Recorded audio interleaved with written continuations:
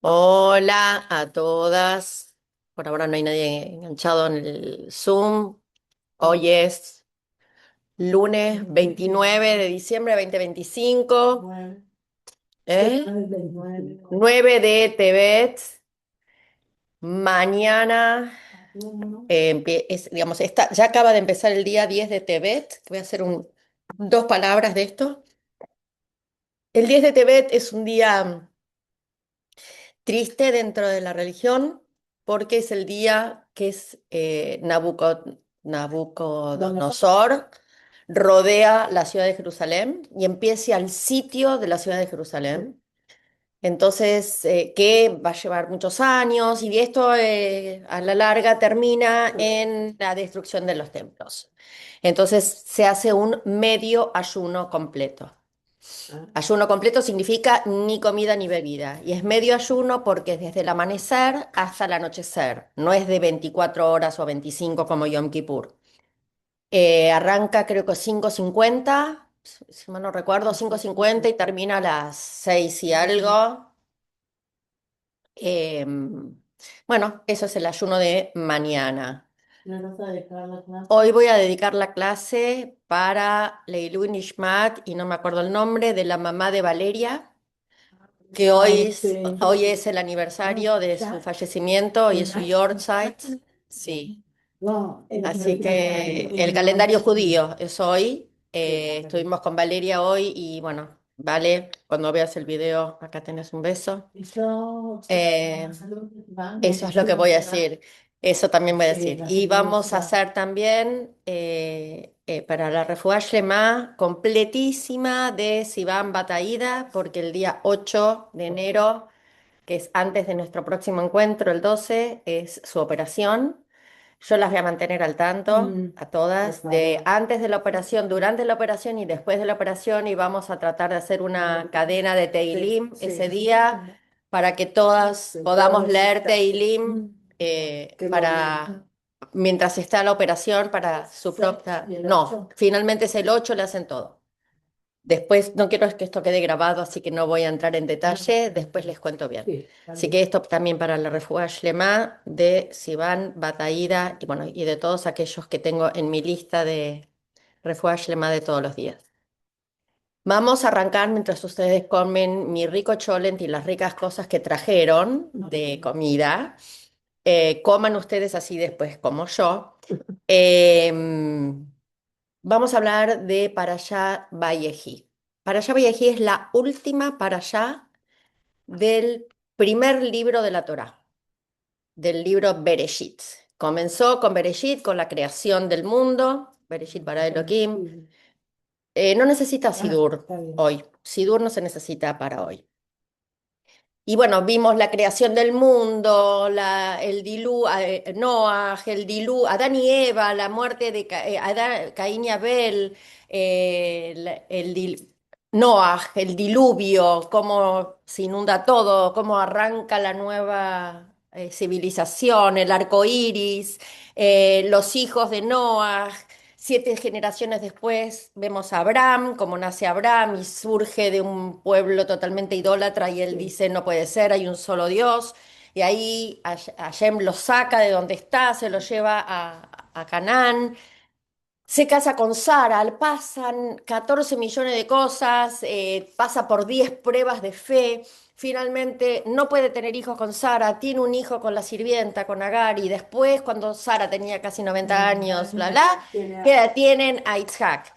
Y después, cuando Isaac ya es más grande, tiene 30, como 30 años, Hashem le dice, tenés que sacrificar y matarlo para mí. Y él sin dudar va y decide hacerlo. Y cuando lo está por sacrificar, ayer viene un ángel y le dice, no lo mates, viene un carnero, poné al carnero ahí. Y Itzhak, el hijo, dice, atame bien para que no me mueva. Sé que también se entrega. Después de Abraham viene Itzhak, y después de Itzhak, que tampoco puede tener hijos con Rivka, y se arma todo un lío, bla, bla, bla. Rivka tiene 2 hijos, embarazada de mellizos, Jacob y Esav, y se pelean en la panza, y después cuando se nacen se pelean afuera de la panza, y se pelean por la primogenitura, y Esav le vende la primogenitura por un plato de lentejas, y Jacob, que es la para allá de esta semana, Jacob lo engaña al padre con ropa de un cordero para que le dé la bendición del primogénito y se escapa de la casa y se va y se casa en otra ciudad con la hija de Labán por la cual él estaba enamorado, que era Rachel, pero lo engañan, la casan primero con Lea, después se casa con perdón, con Rachel. Y como Rachel no puede tener hijos, le da a su sirvienta para que tenga hijos. Y después entonces la otra de celos también le da la mucama para que tenga hijos. Y entonces, pero ¿qué pasa? Jacob tenía la profecía de que de su descendencia iban a venir las tribus. Entonces decía, tengo que tener muchos hijos porque si no, no cumplo con la palabra, lo que me dijo Hashem. Finalmente, ya no, ¿qué finalmente? No, tiene los 12 hijos varones. A una de las hijas mujeres la secuestran, la violan, queda embarazada, le sacan la nena y se la mandan a Egipto, que finalmente es la que se casa después con Yosef. Asnat, claro. Ahora después vamos, después cuando termine la grabación te lo recuerdo. Bueno, ¿qué pasa? Lo venden a Yosef, su hijo favorito, se lo ven los hermanos, lo venden. Sí. Para él está muerto, le dicen que está muerto. 17 años de luto por su hijo. Hasta que en la para allá de la semana pasada, la que no vio el video, lo recomiendo, Yosef le dice, soy yo. Es el viceroy, ¿cómo se dice? No, es el virrey de Egipto. Claro. Y como virrey de Egipto se trae, porque tuvo la interpretación de los sueños del faraón, y entonces se trae al padre y a los hermanos finalmente y les dice, yo soy Yosef, el que ustedes vendieron, y ahí se abrazan, lloran, todo, y se traen, ¿ok? Llegamos a esta para allá. Oh, que es la última del primer libro. Mirá qué historia, cómo reduje, ¿no? Entonces, para allá Vallejí es la que da un cierre emocional, un cierre íntimo, un cierre espiritual del libro de Bereshit.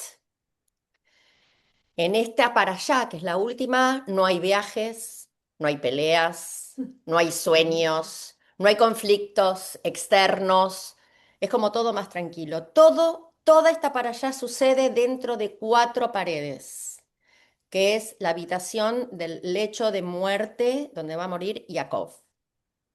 Y aquí sucede la muerte de Jacob, doy los títulos que ahora los vamos a desarrollar, las lágrimas de Yosef, la mirada de los hermanos y las bendiciones finales. Y termina con la muerte de Yosef. Pasan muchas cosas en esta parasha, por eso dije al principio 110. Ok. Vallejí, la palabra con la que se nombra la parashá, significa y vivió. Vallejí. Vallejí, Jacob, y así se llama esta parashá. Y vivió. Ujú. Así se llama la parashá esta. Hola Lili, bienvenida. Hola, estoy manejando. No te preocupes. Es la parashá que relata la muerte de Jacob, quien vivió muchísimos años con muchas luchas, desde estar en la panza de su mamá, dolores, con la pérdida de su mujer, Rachel, que era el amor de su vida, pérdida de su hijo favorito, Yosef. Pero sus últimos 17 años de vida, él muere cuando tiene 147 años. Los últimos 17 años de vida, la Torá lo llama como años de vida. ¿Por qué? Porque en esos últimos 17 años, Hashem lo compensa y le devuelve el don profético, empieza a tener profecías otra vez, que las había perdido con la supuesta muerte de Yosef. Él estuvo 17 años de duelo, 17 años comiendo en una silla bajita, 17 años cumpliendo el duelo por su hijo y sin ningún tipo de profecía. Y acá Shem lo premia y le devuelve el don de la profecía. Y en realidad, más que ver la muerte de Jacob, vamos a ver la proyección de Jacob. Cómo el legado de Jacob. Porque su cuerpo desaparece, porque muere físicamente, pero su visión, su espíritu, se convierte en lo que va a ser el mapa espiritual. No, vos no podés comer. El mapa espiritual que va a acompañar al pueblo de Israel por el resto de la historia. Y esta para allá es en realidad, un segundito, en un testamento espiritual. Jacob no deja bienes, deja pocos bienes materiales, pero lo más importante que Jacob deja es un legado. ¿Qué me querías preguntar? No, nada. Ah, Maru. Porque dijo que todo terminaba bien. Después te voy a... Eso es al final. Es con la muerte de Yosef. Después te voy a explicar por qué. Yo termino con lo mismo. Termina bien. No, termina bien. La cosa es porque si es una cosa de... que todo empieza... A ver, decimos que todo empieza bien y hay como una... No sé si es ley o si es alajá o si es solo tradición, que todas las historias y todo lo que va pasando siempre tiene que terminar bien dentro del judaísmo. Pero esta para allá termina con la muerte de Yosef.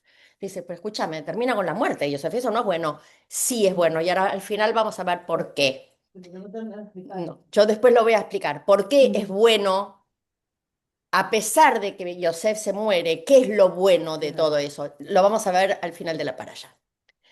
Entonces ahora vamos a empezar a verla para allá por las diferentes aliot. En la primera aliá, después de tantos años de penuria, Jacob vive, como les dije antes, sus últimos 17 años en Egipto, en la ciudad de Goshen, con todas sus familias que bajaron de Israel, de Canaán, bajaron a Egipto.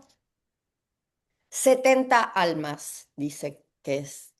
Que entre paréntesis, ¿por qué digo bajaron a Egipto? No, porque no es solamente para el sur. Egipto representa la degradación y la impurificación. Entonces, lo que se dice es que con la bajada de de Jacob y su familia, hasta que se van con Moshe 210 años después, el pueblo de Israel bajó hasta... Hay 50 niveles de impureza. Y el pueblo de Israel bajó hasta el número 49. Uno más y se perdía. Entonces, por eso se dice que bajó a Egipto. No es solamente que bajó territorialmente, digamos que se fueron hacia el sur, sino que bajaron espiritualmente. No aún, porque cuando viene Jacob con su familia, ellos se van a la ciudad de Goshen y ahí ya, Yehudá, o Reuben, no me acuerdo, Reuben arma un Midrash, una escuela para que Jacob pueda enseñar, hola Mirta, bienvenida, para que pueda enseñar Torah. Y se pasa Jacob 17 años enseñando Torah ahí. ¿Quién era su mejor alumno y a quién tenía agarrado así? Al hijo menor de Yosef. Recuerden esto porque en un ratito es importante. A Menashe. Perdón, a Efraín, que era el menor. Esto lo dejo con pinzas porque lo retomo en la segunda y en la tercera alía. Entonces, como les dije antes, Hashem lo compensa por los 17 años de duelo que cumplió por un hijo que para él estaba muerto, y ahora le vienen 17 años de consuelo. Y ve con sus propios ojos, ve que su hijo favorito, Yosef, está vivo, que es soberano, que todos sus hijos siguen fieles a Hashem y que son todos tzadikim, que son la cabeza de cada una de las 12 tribus. Y entonces él está tranquilo de que su legado es que sus 12 hijos siguen a Hashem.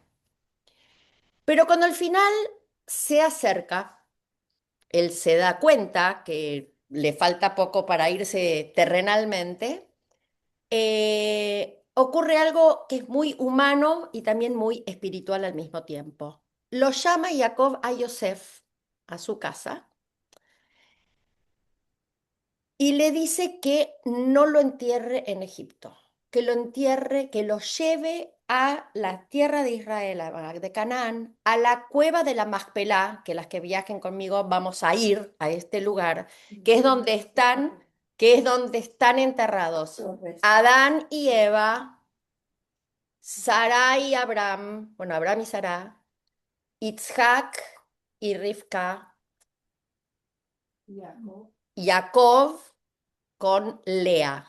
Rachel está en otro lado que también vamos a ir. Y la cabeza de Esaú. De Esaú, porque Esaú, cuando fueron a enterrar cuando Jacob y Esaú van a enterrar a Isaac, uno de los 12 hijos de Jacob estaba tan enojado con el tío por todo lo que había hecho que le corta la cabeza, lo decapita y la cabeza rueda y cae en la cueva. Tal cual. Entonces, lo llama a Yosef para para que jure que no lo va a enterrar en Egipto.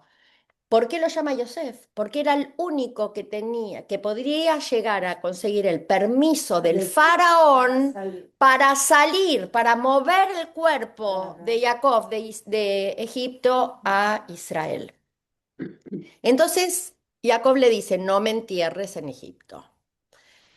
Y esta es una enseñanza muy importante. ¿Por qué?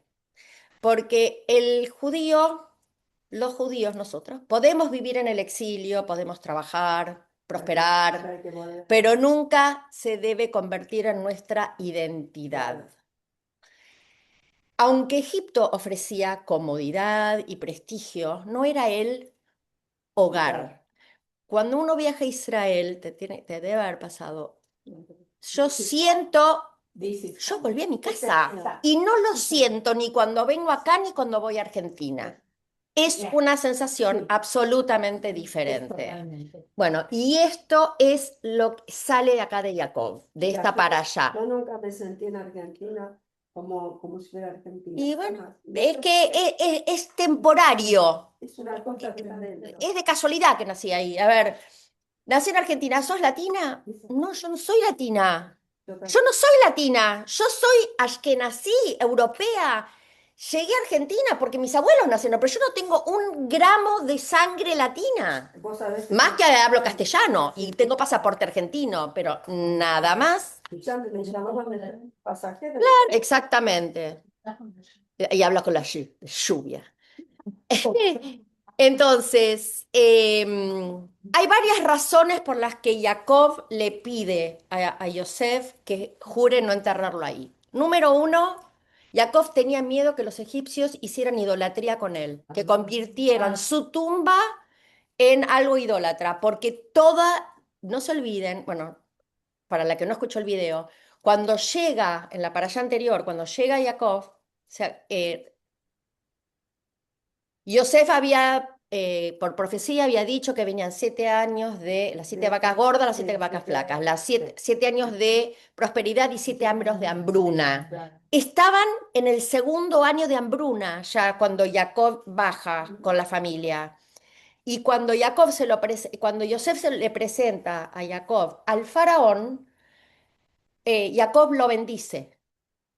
Y cuando bendice, le bendice porque le agradece Claro. que cuidaron a su hijo y que le dio el lugar que tiene y que le permite vivir en Goshen, en una tierra separada con todo el resto de los judíos. Cuando Jacob lo bendice al faraón y bendice a la tierra de Egipto, empieza a fluir el agua del río Nilo, que estaba seco, Sí. y se termina la hambruna. De 7 años pasaron a ser 2. Entonces, para todos los egipcios, Jacob era lo más. Sí. Entonces él dijo, si a mí me entierran acá, me van a hacer idolatría, van a venir a mi tumba a hacer idolatría. Ese es el primer motivo uno de los motivos por los que él pide que los lleven a la tierra de Canaán. El segundo motivo es un mensaje más teológico, es porque él quiere descansar en la tierra que Hashem le prometió a Abraham y quiere que su alma estaba unida a la tierra de Israel y quiere estar enterrado junto a su abuelo y a su padre.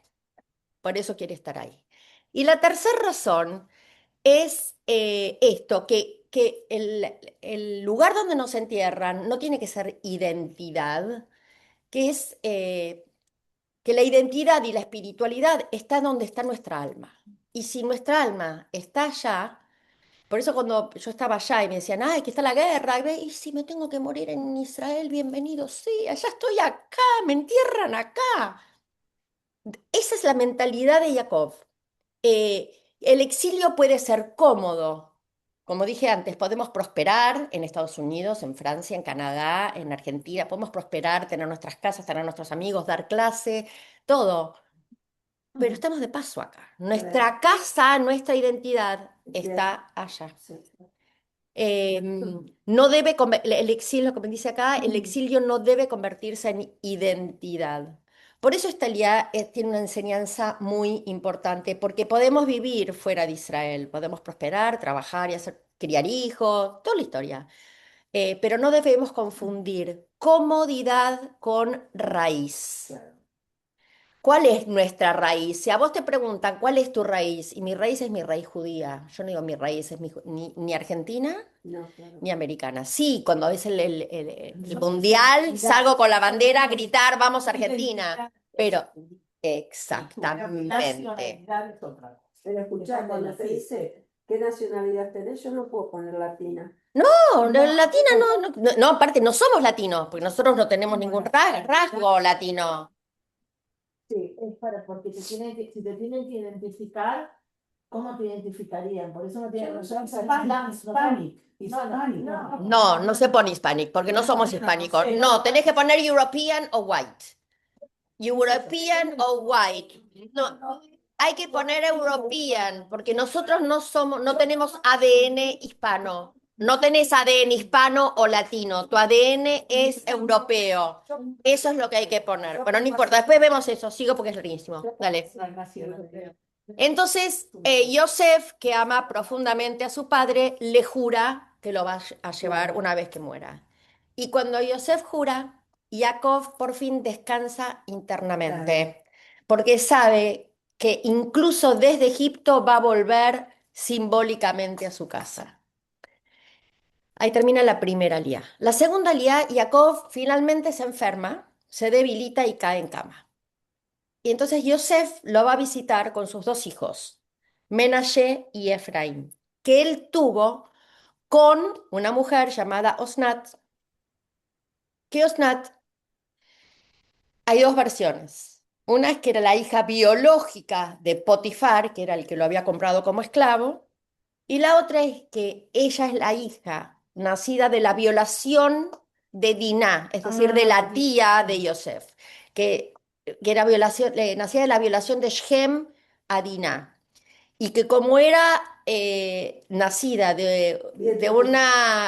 no, vientre judío, pero no, pero de una relación, de una violación extramatrimonial, que era una vergüenza, para evitar la vergüenza de la nena y de la madre, no, Jacob la manda a Egipto pero Bueno, con un colgante que decía que era familia de Jacob. Entonces, cuando finalmente Yosef crece y sale de la cárcel y se hace virrey y le dicen te tenés que casar, le traen a esta chica y él cuando ve claro. eso dice es de la familia de mi papá. Entonces se casa con ella y tiene dos hijos, Ah, Menashe y Efraín. Y esta es no, Efraín no, son los dos. ¿Por qué? No, vos te estás confundiendo con Yosef. Benjamín, te estás confundiendo con Benjamín. Benjamín es el hermano más chiquito de Yosef. claro. Menashe y Efraín son los hijos de Yosef, que nacieron en Egipto. ¿Ok? Pero es la única escena en toda la Torá donde vemos a un abuelo que bendice a sus nietos. Es la única en toda la Torá. Y Jacob, sí. Poner algo. No, no puedo hacer un árbol genealógico. Sí, cómo no. ¿Cuándo? Sí, se lo hago y se los mando. Sí, claro que sí. Sí, se lo armo perfectamente. De los patriarcas y los... Sí, perfectamente. Sí, se los mando perfectamente. Sí, porque yo aquí. Sí. Ya viene Abraham. Abraham tiene Isaac. Isaac tiene Jacob. A ver, Abraham tiene a Isaac, a Ismael. Isaac tiene a Jacob y a Esav, que son los hermanos que se pelean. Jacob es el que tiene 12 hijos. Que lo llamaron Israel. Jacob es Israel. Jacob es Israel, exactamente. ¿Y con quién se casó? Después se lo armo y se los mando. No te digo hoy a la noche, pero en la semana se los voy a mandar. Sí, sí, sí, El sí. año que viene. No, antes. Ah, el año que viene, es verdad, sí. El año hoy, sí. Entonces, decía esto. ¿Qué hace? Yosef lo va a visitar a su papá Jacob con sus dos hijos, con Efraín y Menashe, nacidos en Egipto, pero fieles a Shem y fieles a todas las tradiciones y a toda la cultura, porque no solamente Yosef se la había enseñado, sino que fueron a Goshen a estudiar con el abuelo, fueron a esto que les conté al principio, Claro, que era Efraín era el que estudiaba más que nada con Jacob. Entonces, primero, él los adopta como hijos y los nombra progenitores de tribu, es decir, Jacob tuvo 12 hijos varones, ¿sí? Y cada uno de estos hijos fue la cabeza de la tribu de Rubén, la tribu de Efraín, bueno, justo Efraín, la tribu de Rubén, de Leví, la tribu de Gad, ahora o igual hoy las vamos a ver. Ok, son todas las cabezas de las tribus, es de dónde van a descender, ¿está bien? Que las 12 tribus, y cuando llegan, después de dentro de 300 años, cuando lleguen a la tierra prometida, se dividen la tierra en las 12 tribus. ¿Ok? Ok. ¿Qué pasa? Yosef debería ser el cabeza de su tribu, pero ¿qué hace Jacob? En vez de nombrarlo a él cabeza de una tribu, lo nombra cabeza de dos tribus porque le da dos tribus, una para Efraín y una para Menashe, para los hijos. Entonces es como que los adopta como si fuesen propios hijos y les da carácter de cabeza de tribu a estos dos chicos. De modo que Yosef, en lugar de tener una sola tribu con su nombre, recibe el doble de tribu, las tribus de Efraín y la tribu de Menashe. Y no hay ninguna tribu que se llame tribu de Yosef. ¿Me puedes ir a abrir la puerta que no sé quién es? No sé quién es. Esperen que voy a poner pausa un minuto en el video. Recibimos a Shoshana. Bueno, seguimos. Entonces, decimos que nombra a Efraín y Menashe, en vez de nombrar una tribu a nombre de Yosef, no hay ninguna tribu que se llama Yosef, hay una que se llama Menashe y una Efraín por sus hijos. Y también, son más de 12. no, son justo 12. Y las otras dos que agregaron 14. No. ¿Cómo? Ay, Que a uno son 12 tribus, pero que agregaron. sí, bueno, son 10 hijos varones, más estos dos. Él tiene 10 hijos, más estos dos son 12. Yo creí que eran No, eran 10. Tiene 12 hijos porque tiene hijas mujeres también. Entonces, ellos, Jacob aprovecha y mantiene a sus nietos fieles dentro de la fe nuestra. Cuando llega el momento, ¿qué quiere hacer Jacob? Jacob quiere bendecir a todos sus hijos, incluidos estos dos nietos hijos, antes de morir. Pero ¿qué quiere hacer él? ¿Qué hace? No le da una bendición general. Él va a dar una bendición a cada uno por separado. Y eso es lo que vamos a ver ahora. Y empieza con estos dos chicos, con Menashe y con Efraín.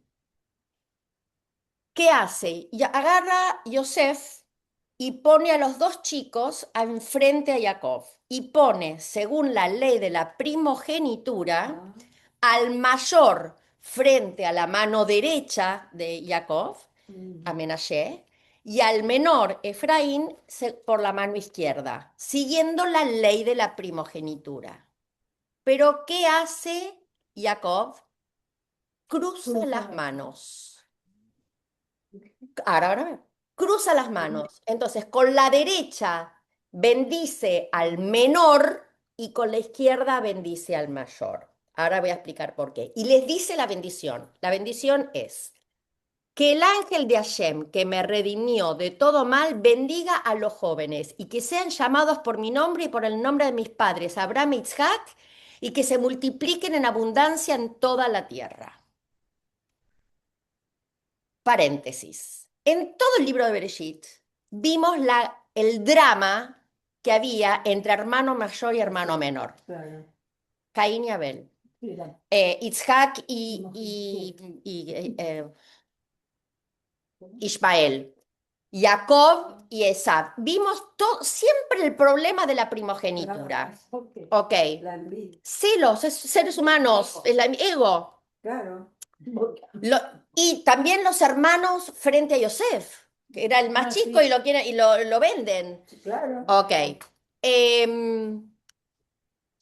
Muchas veces el menor fue elegido antes que el mayor y esto provocó muchos celos Sí, claro, sí. y favoritismos como consecuencia, ¿no?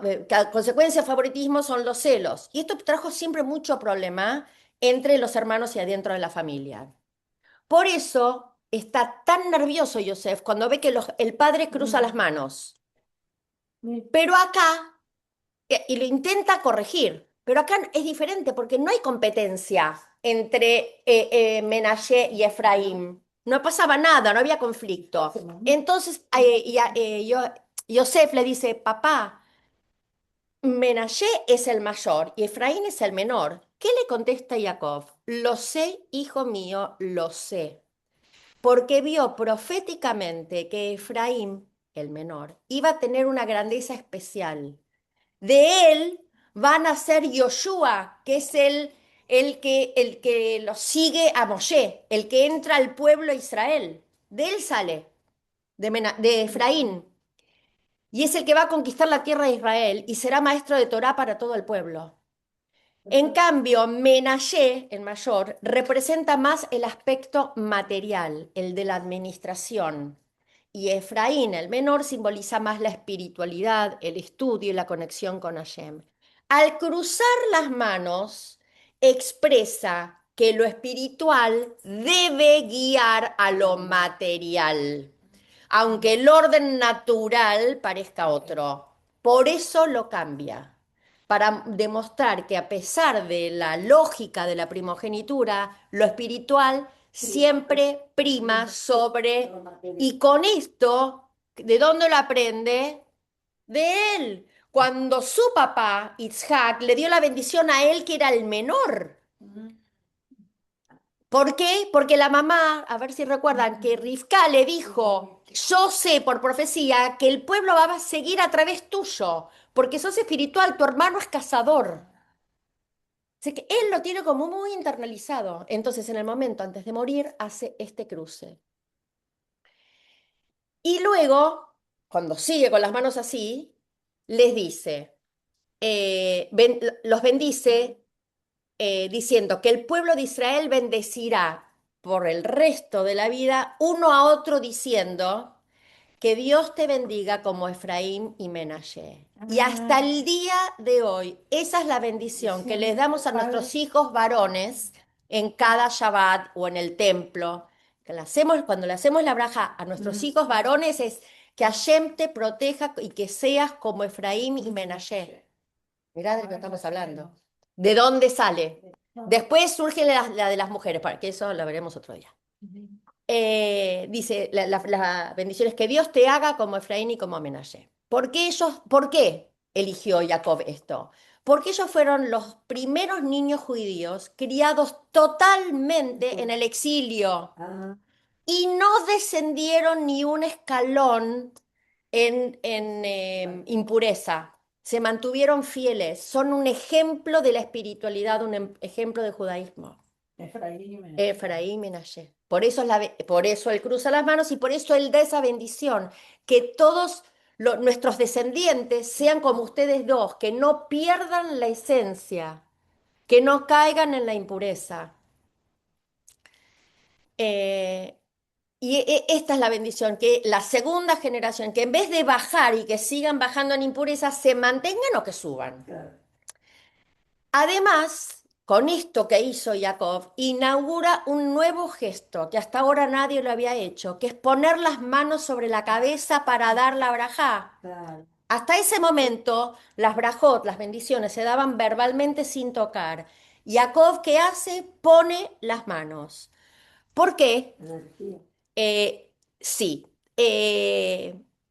Lo que dice es que cuando Jacob vio que comenzaba el exilio, cuando él se va, y él por profecía sabía que ese iba a ser el primer exilio, se dio cuenta que el pueblo judío iba a vivir fuera de Israel y muy lejos de la santidad, muy lejos de la Kedushá, y que iban a caer en las tentaciones y que iban a caer en la idolatría y que iban a perder todo. De hecho, dejaron de circuncidarse, cayeron 49 niveles.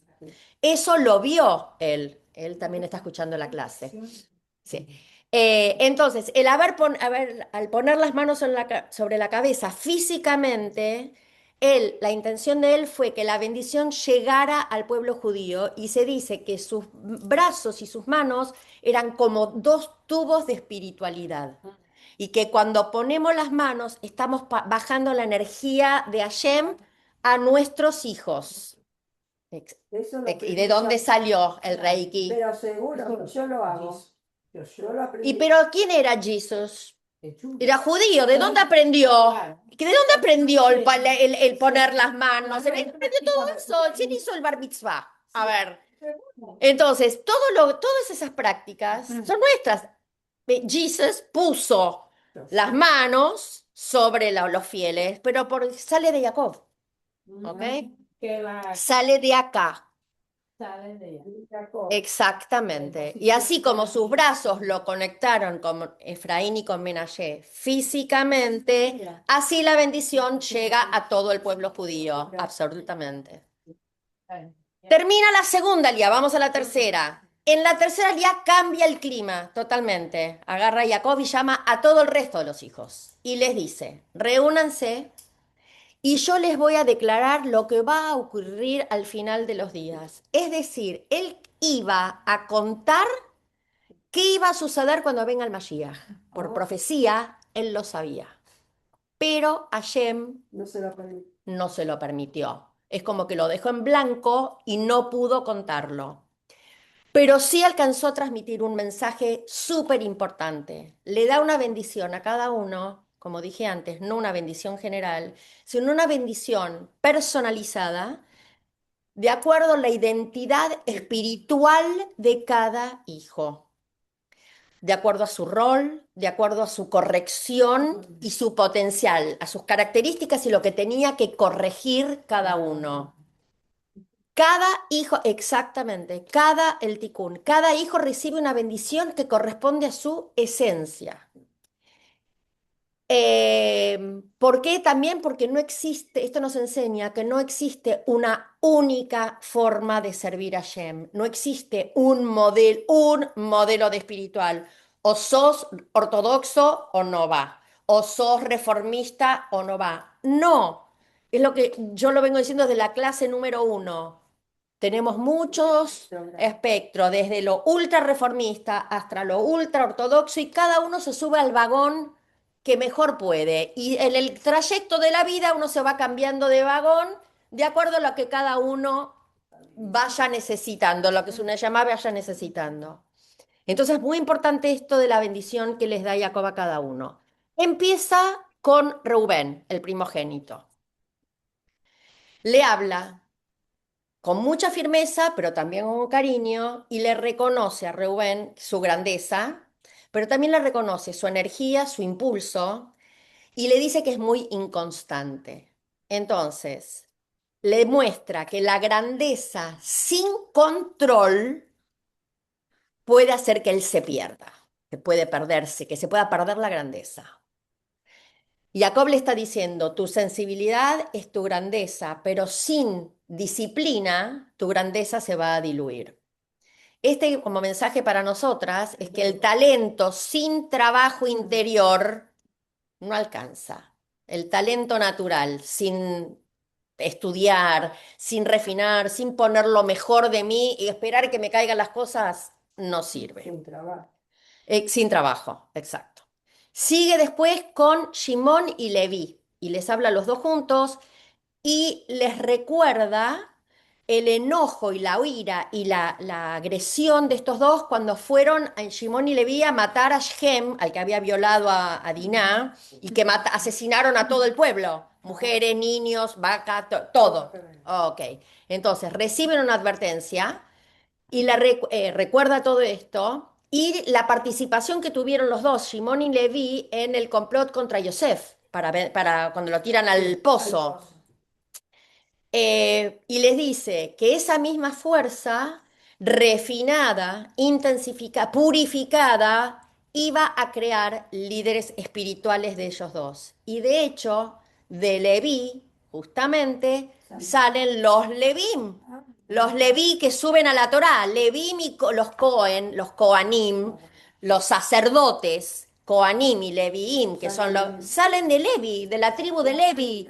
Claro, son los hijos Cohen y los Coanim y los Levín son hijos de Aarón. Aarón, Levi, la familia Levi, Hijos ¿ok? de... De Leví, el hijo este. Yo soy Leví. Mira, bueno, ahí estás, acá lo tenés. Sigue con Yehudá, el otro hijo, y acá cambia el tono por completo. Yehudá es comparado con un león, con todo esto que estuvimos viviendo en la guerra, el león de Yehudá. Yehudá está comparado con un león, con la fuerza y con la serenidad, la cabeza. Jacob le concede la realeza, es como, lo pone como el rey a Yehudá. ¿Qué va? Y le dice, de él, de ti saldrán reyes, líderes y legisladores. Por eso el escudo Sí, tiene tiene el león. Ok. ¿Por qué precisamente a Yehudá y no a Asher o a Gad? Porque él, Yehudá, es el que se ofrece como garantía por Binyamin en la parashá anterior. Cuando Yosef se queda con Binyamin y le dicen, vayan a buscar a su padre, pero me dejan a Binyamin Sí. como esclavo mío. Ahí Yehuda dice, no, yo ya hice esto una vez, yo vendí, dejé que se lleven a un hijo de Rachel, ahora yo voy a salir garante del pequeño. Me quedo yo, pero que se vaya él. Transformación total de Yehuda. Ok, por eso lo elige a él. ¿Por qué? Porque es el que tiene el coraje de decir, yo me hago responsable. Por eso él recibe la corona, porque sabe asumir responsabilidad, reconocer su error, asumir la responsabilidad y proteger a otro yehudí, que es la columna vertebral del judaísmo, cuidarnos entre todos. Termina la tercera lía con esto. En la cuarta lía siguen más bendiciones de los otros hijos, pero más breves, pero muy significativas. A Zebulún e Isahar, que también los presenta juntos, estos dos hijos, Zebulún e Isahar, le dice que Zebulún será comerciante marítimo, saldrá a las rutas, manejará negocios. A Isahar, que será el estudioso, que soporta el yugo del estudio y el trabajo intelectual, sin descanso. Y este modelo rompe con toda la idea de que todos debemos hacer lo mismo. Porque dice, hay quienes sostienen el sistema con bienes y hay quienes lo sostienen con Torá. Por eso en Israel hay tanto lío con los ortodoxos que estudian y los de izquierda o los gilonim que dicen, vayan todos a la guerra, todos los hombres tienen que ir a la guerra. No, te lo dice la Torá. Se necesitan las dos patas, si no se va a caer. No sirve ni que todos estén estudiando, porque se van a morir de hambre, ni que todos se vayan a la guerra, porque no. Está en la Torá, está escrito acá. Que buscar equilibrio. Exactamente. Cada uno tiene su rol. La prosperidad se sostiene con la espiritualidad del otro, perdón. No, hoy Nelly dijo algo como, por ejemplo, cuando uno se cae, el otro... Exacto. Cuando uno se cae, el otro lo levanta. Por eso Jacob, cuando se va a encontrar con Esav, separa el campamento en dos. Y si atacan a uno, por lo menos el otro tiene con dónde escapar. Claro. Todo esto de tener dos, plan A, plan B, Eso es llamémoslo así en general, es la base. Bueno, siempre está todo. Claro. Entonces, esto es indispensable para que el pueblo se mantenga vivo. Las dos patas de la historia. Después le habla a Dan. A Dan le dice, vas a ser juez, pero también vas a proteger a tu pueblo. Lo estoy resumiendo, porque es largo. Y de él va a salir el juez Shimshon, Sansón, Ah, con fuerza física y muchos conflictos personales, pero es el ejemplo de cómo la energía se puede utilizar para salvar, pero necesita control. Próximo hijo es Gad, bendecido con valentía para la batalla. Esto va a pasar cuando lleguen a la tierra prometida. Va a cruzar al frente, va a luchar y va a volver en paz. Y él es el que representa a los soldados de Israel. Gad es el que representa a los soldados de Israel, a los que ponen el cuerpo para proteger a los demás. Es representados en Gad. Asher, que es el papá de la chica que fue con el arpa a cantarle a Jacob de que Yosef estaba vivo para que no se muera de un infarto al escuchar que tu hijo está vivo. Asher recibe una bendición de abundancia material, tierra fértil, aceite, ¿perdón? Sí, sí, vivió más de 200 años. La hija de Asher, la que le cantó a Jacob que Yosef estaba vivo. Le dice entonces que va a tener tierra fértil, aceite, productos valiosos que va a poder comenzar. No, ayer es varón, es el papá de esta chica. ah, No es menos espiritual por producir aceite, porque su rol es alimentar y sostener al pueblo. Tiene un rol específico. Después viene Neftalí, que es comparado con un ciervo veloz, rápido, ligero, portador de buenas noticias. Él es el que iba corriendo de un lado a otro con todas las noticias. Y los comentaristas lo asocian con agilidad, alegría y palabras que llevan bendición. Acá termina la bendición de los hijos. Pero ¿qué pasa? Toda esta línea nos enseña sobre la diversidad espiritual que había en todos estos chicos. Señores.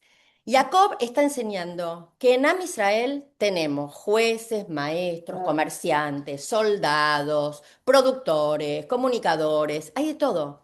Y que el error más grande en la vida espiritual es querer copiar la misión del otro.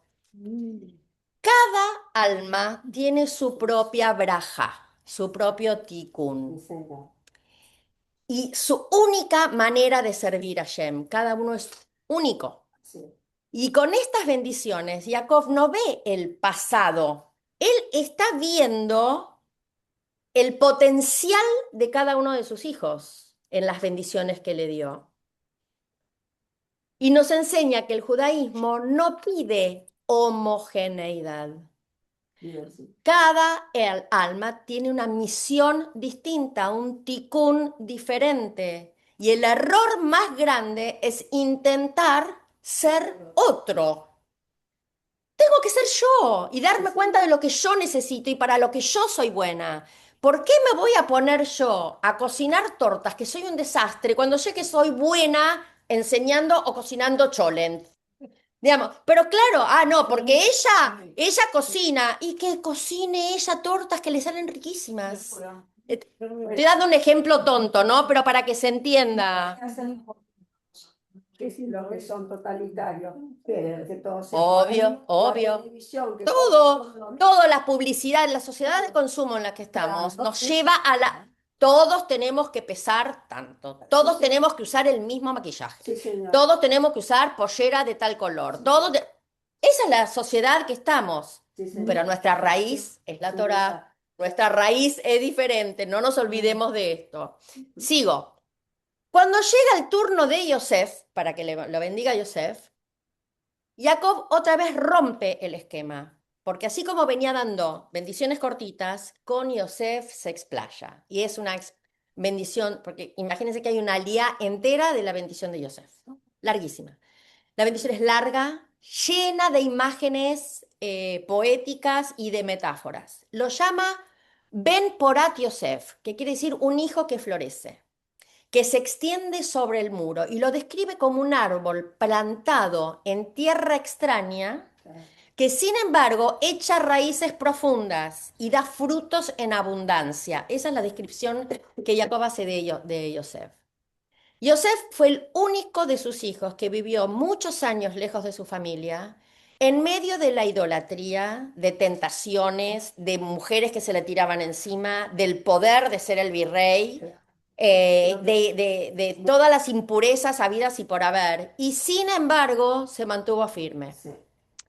Él soportó humillación, esclavitud, Esclavitud. prisión, tuvo 12 años Sí. preso, calumnias, y sin embargo nunca perdió su identidad. Él se mantuvo completamente fiel a Shem. Ejemplo, él no comía carne de cerdo, él comía carne de oveja, que para los egipcios es un dios. Entonces él comía separado del resto de la gente. Este es un ejemplo de cómo él se mantenía. Claro.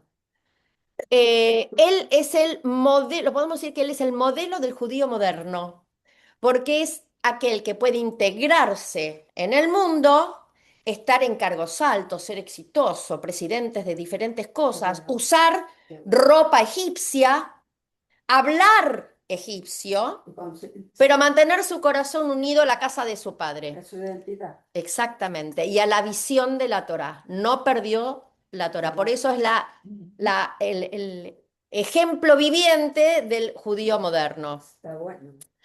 Jacob lo bendice con fertilidad, gracia, protección, montañas, fuentes y con todas las bendiciones de arriba del cielo y de abajo de la tierra. Pero la esencia de esta brajá es esto, la capacidad de transformar el sufrimiento en crecimiento. Resiliencia es El pueblo de Israel. el número uno de la resiliencia es Yosef. Yosef es la prueba de que una historia dolorosa puede convertirse en la base, en la plataforma de la grandeza. Y ahí termina la bendición de Yosef y viene la bendición de Binyamin, el más chiquito. La bendición de Binyamin es breve, pero muy intensa. Se lo compara con un lobo que devora por la mañana, pero reparte el botín al atardecer. Y alude a la fuerza militar de Binyamin.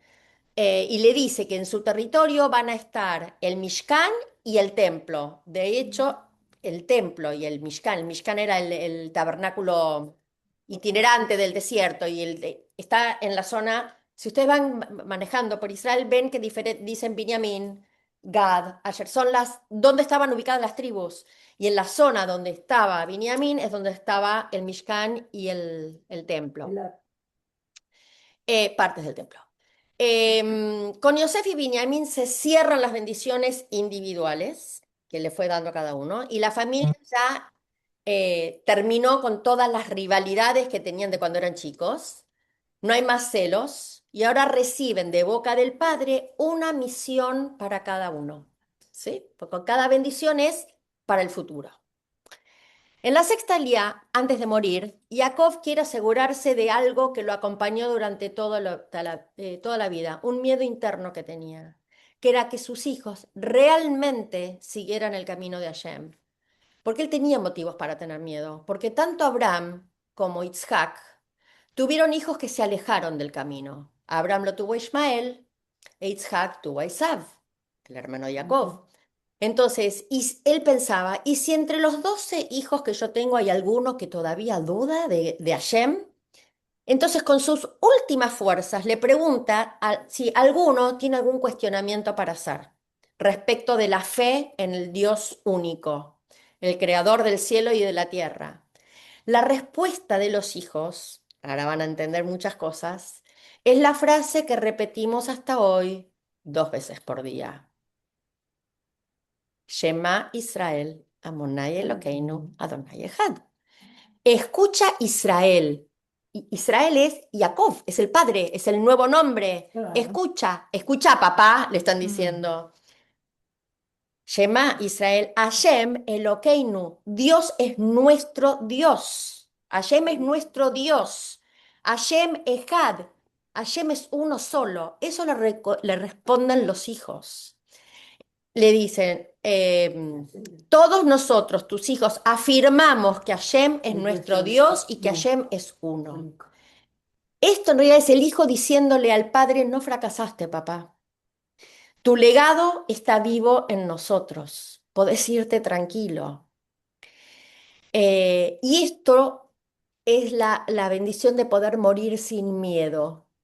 Porque a lo largo de toda su vida, Jacob mismo reflexionaba mucho sobre la muerte, de cómo el hecho de saber que la vida termina, pero que termina que tiene un fin, pero que tiene un objetivo y le da seriedad y objetivo a cada día de la vida de uno.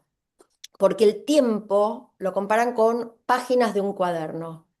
Lo que no escribimos hoy, no lo puedo escribir mañana.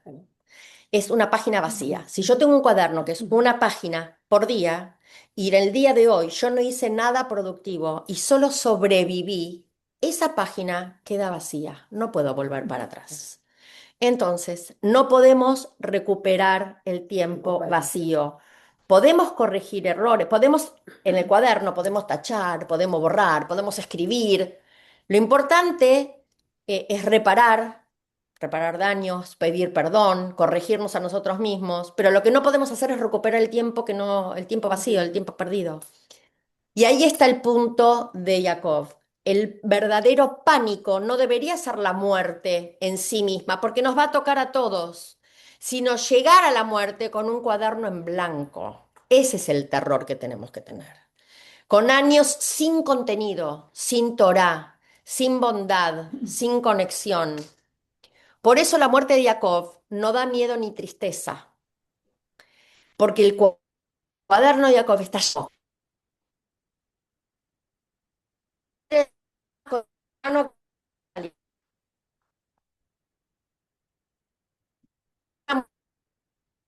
Otra. Años, educa, deja legado. Está lleno la vida de él. La vida de Jacob es maravillosa.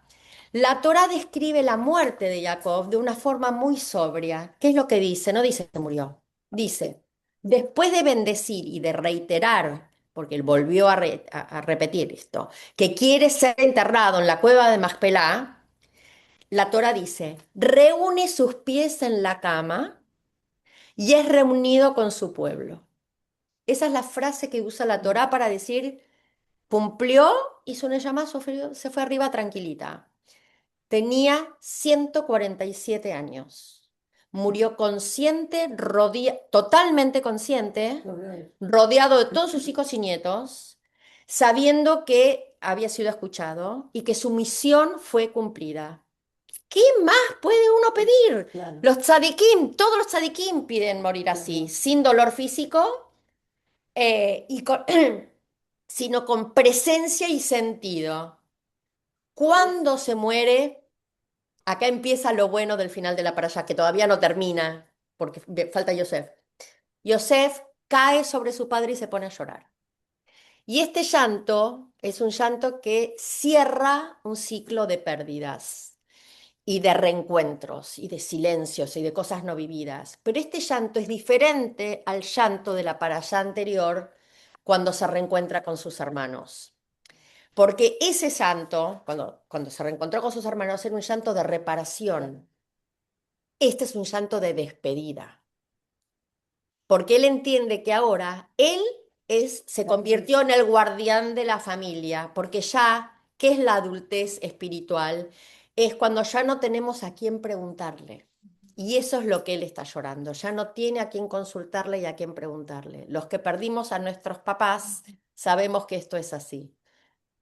Después del fallecimiento de Jacob, comienza el gran duelo de Egipto. Todo Egipto se pone de duelo, no recuerdo exacto cuánto tiempo larguísimo por la muerte de Jacob. Todo Egipto llora a Jacob.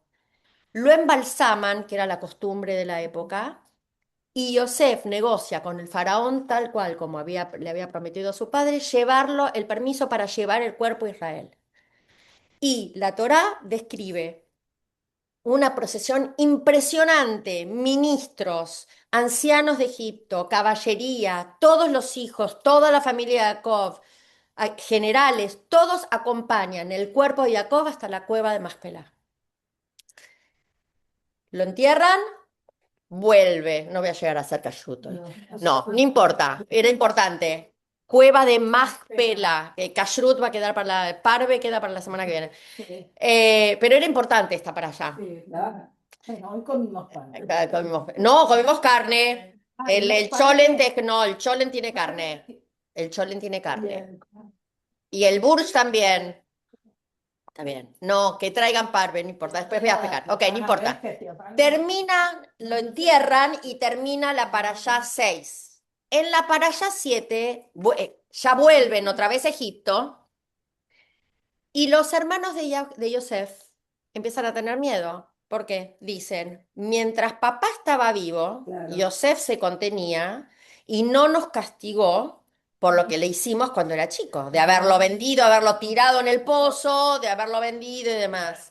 Ahora que no está papá, va a venir a vengarse de nosotros. Ay, Dios. Ay, Entonces le envían un mensaje pidiéndole perdón, diciéndole que el padre, que Jacob, le había pedido que los perdonara. En realidad no se sabe si Jacob realmente dijo esas palabras o la formularon ellos. Pero la intención era muy clara, buscar protección de Jacob y que Yosef no los castigue. Cuando Yosef escucha este mensaje, llora otra vez. Claro.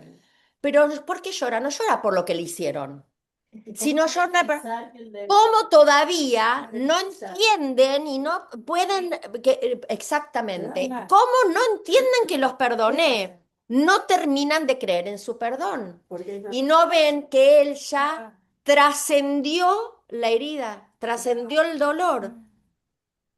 Y entonces Yosef pronuncia una de las frases más fuertes de toda la Torá. Dice, ustedes pensaron hacerme mal, pero Dios lo transformó en bien. Con esta frase, Yosef nos enseña que el perdón es verdadero y que el perdón no es minimizar el dolor ni negar lo que ya pasó. El dolor se basa en el perdón se basa en ver cómo Hashem estuvo presente en todo, inclusive en lo que para nosotros en su momento fue injusto.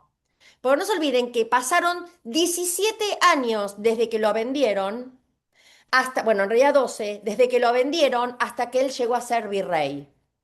¿Para qué? Para que él pudiera alimentar a los egipcios y a su familia. Entonces, 17, él vio el plan, él entendió el plan. 17 años pasaron o 12 años pasaron. Entonces, esto es el perdón. Ver que, aunque sea injusto, Hashem lo está manejando todo. Esto se llama bitajón, absolutamente. Y les dice, todo. lo que ustedes hicieron fue doloroso, pero Hashem utilizó ese dolor para salvar vidas, para traer alimento y para mantener viva nuestra familia. Y esta es la esencia de todo el libro primero de la Torá, del libro Bereshit. La vida no es lo que me pasa. La vida es lo que puedo ver dentro de lo que me pasa. ¿Para qué me pasa? No el por qué, el para qué. ¿Qué tengo que aprender de esto? ¿Y cómo puedo mejorar lo que me pasa? Esa es la, La filosofía. la filosofía, el corazón del libro Bereshit. Entonces, Yosef no perdona a pesar del dolor. Yosef perdona a través del propósito y del objetivo del dolor. Claro. Él entiende que ese dolor tenía un propósito y los perdona a través del propósito. Sí. La Liá y todo el libro, esta Liá y todo el libro entero de Bereshit cierran con la muerte de Yosef. Y acá viene lo de... Yosef vive 110 años. Ve a todos sus hijos y ve a los nietos de Efraín, su hijo más chico, sus bisnietos. Y antes de morir, les dice a sus hermanos y a toda su familia, él muere antes que la mayoría de sus hermanos, por algo que había dicho, Dios lo castigó y le sacó 20 años de vida a Yosef. Por algo que había dicho, claro, le saca 20 años de vida por algo que dijo, pero eso es otra historia, no importa. Y les dice, acá, le dice así, Dios los recordará y ustedes subirán mis huesos de aquí. Es decir, les hace prometer que cuando Él se muera, Lo sacan de lo saquen de Egipto, claro. lo suban otra vez, ¿no? Entonces, con esa promesa, Yosef planta la semilla del éxodo. Acá. Por eso termina con algo bueno, porque termina con la semillita de que por más que va a venir viene la esclavitud y viene todo lo del faraón, ¿verdad? Empieza el éxodo y el nacimiento del pueblo como pueblo judío y que vamos a tener la Torá. Con esto bueno termina esta para allá, con la semilla, que esto es lo que no llego a decir hoy, Mendy. Con esto termina de bueno la parasha. ¿Se acuerdan que yo dije que eso preguntó Maru al principio de la clase? ¿Por qué termina con algo malo? Cuando no, termina con algo bueno, por más que muere. Pero con esta promesa que les saca a sus hermanos y a sus descendientes, él planta la primer semillita de lo que va a ser la redención, de lo que va a ser salir de Egipto y recibir la Torah y volver a la tierra. Entonces, esto también enseña. Yosef nos enseña que la redención no siempre es inmediata, porque la redención va a venir 250 años después de esto. Van a salir. Entonces, a veces requiere generaciones y generaciones que mantengan la fe, que sigan transmitiendo una promesa que todavía no se ve cumplida. Y los huesos de Yosef fueron puestos en un ataúd embalsamado, también como era en la época, y sumergido en el Nilo. Lo meten en el Nilo. Dicen también que lo meten en el Nilo para que nunca lo encuentren, pero milagrosamente Miriam, la hermana de Moshe, antes de salir de Egipto, va y dice unas palabras y el ataúd sube y lo agarran y se lo llevan.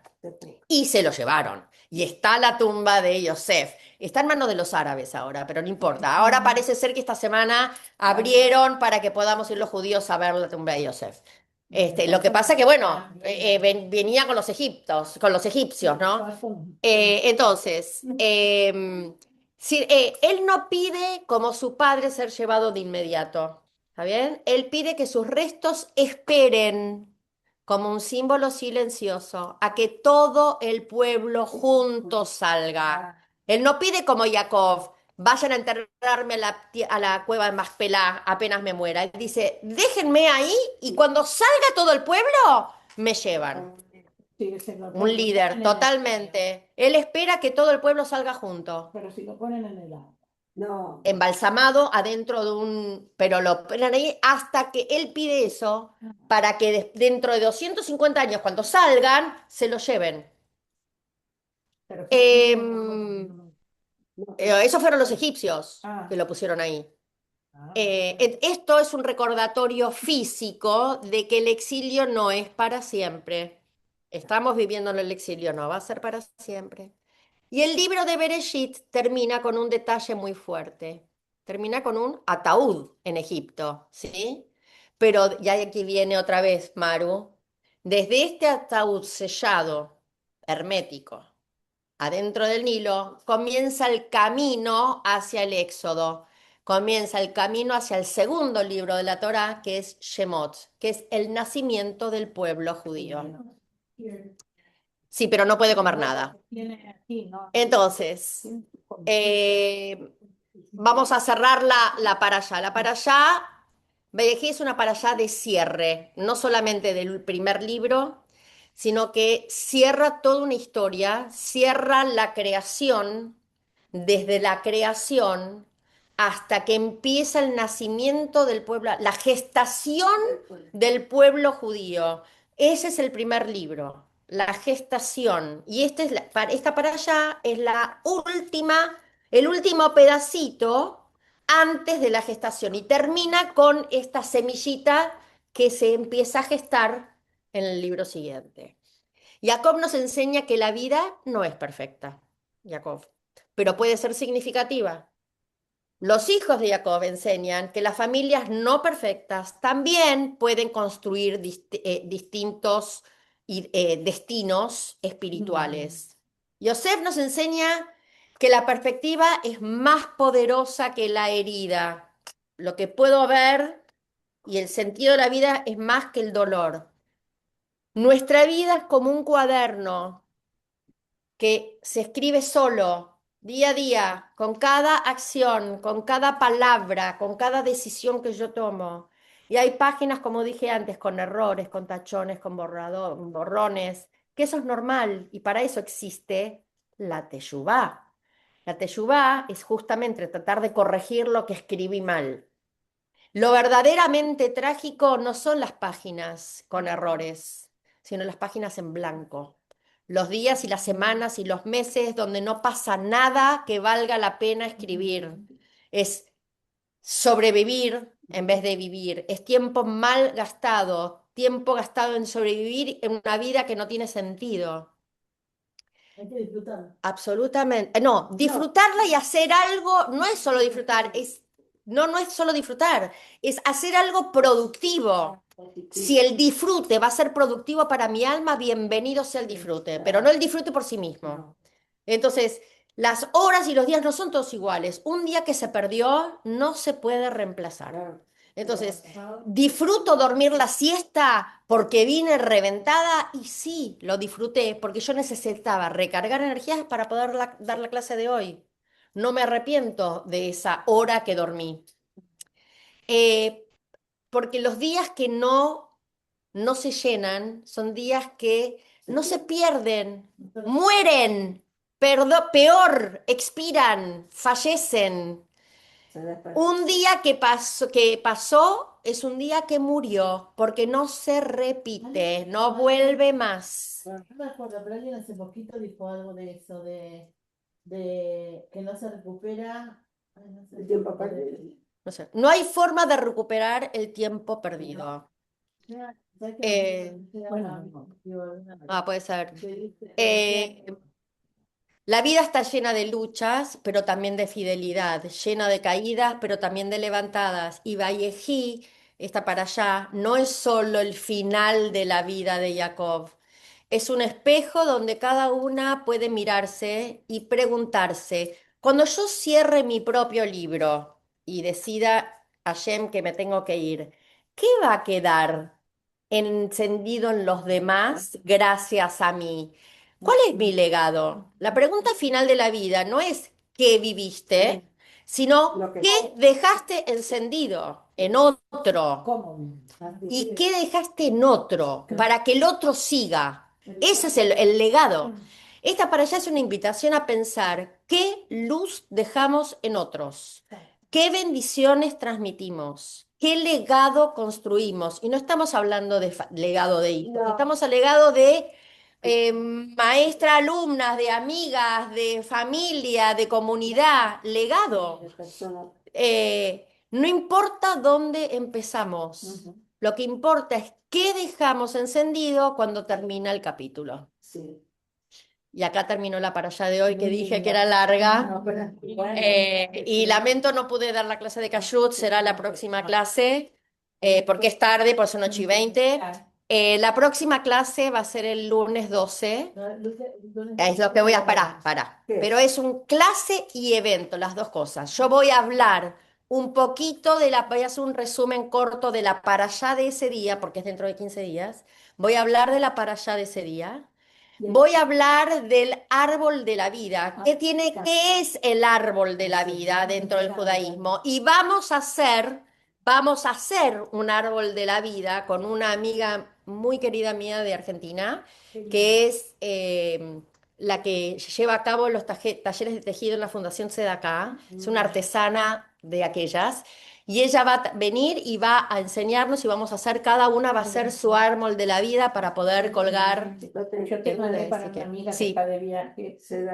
la voy a anotar perfectamente. Anótala. Ya te la anoto. Ah, perfecto. Puse mi nombre. Ah, pusiste tu nombre. No, puse No, el nombre no de de ella, ella. pero mi teléfono. Perfecto, ok.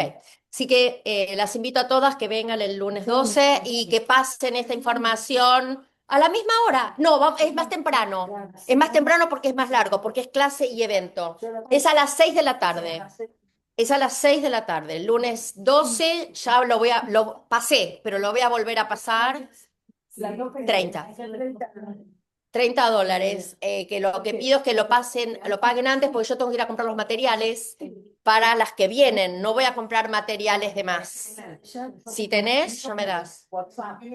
Sí tengo cel. Lo que les pido es que le pasen a las mujeres que conozcan, que les pueda llegar a gustar la actividad, que vengan, y lo vamos a hacer. Así que, Lo pasé en todos mis contactos. muchas gracias. Sí, Bueno, les mando un beso grandote, un segundito. Les mando un beso grandote, nos vemos en 2 semanas y después voy a mandar el video de esta clase. Bye bye, buena semana. ¿Para vos?